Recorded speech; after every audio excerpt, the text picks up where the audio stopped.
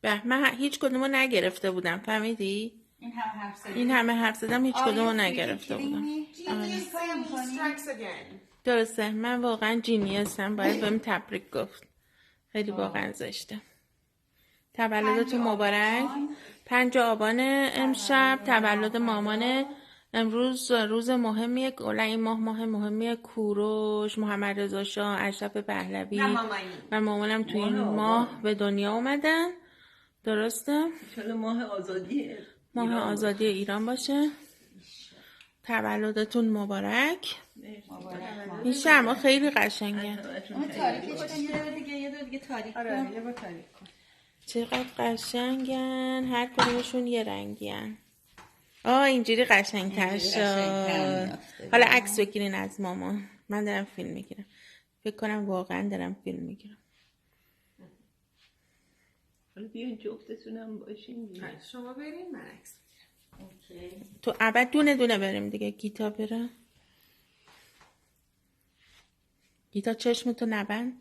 نمیبندم. بشین روی صندلی، رو دستش. من نمیتونم صندلی هیکلم مثل بارقه که ظریف نیست، میشکنه. نمیشکنه. بخند. 1 2 3. با دندون خرچنگکی نخند. ببینه. من با چراغ روشن که این دندونه خرچنگی رو بهتر ببینیم. بارقه میزنم لهت میکنم. اوکی. نوبت سمی. بفرما. تو هنوز داری رکورد میکنی یا نه؟ مطمئنی؟ تو اینو بگی؟ نه تو بیا.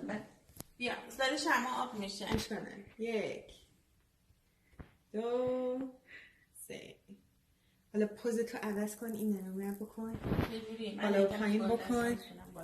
یکم با چراغ خاموش بگیریم. خوشگل مامانی. آپ داون، بالا پایین، چپ راست. حالا ماما فوت کنی. 1 2 3.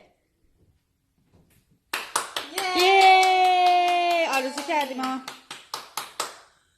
ایشالا که بچه ها روزگار خوبی داشته باشه. ما هنوز مونده.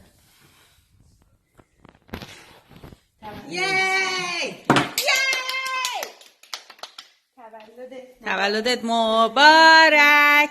تولدت مبارک. تولدت مبارک. مامانی. تولدت مبارک. الان چند دقیقه پیش دعوا گیفت اول.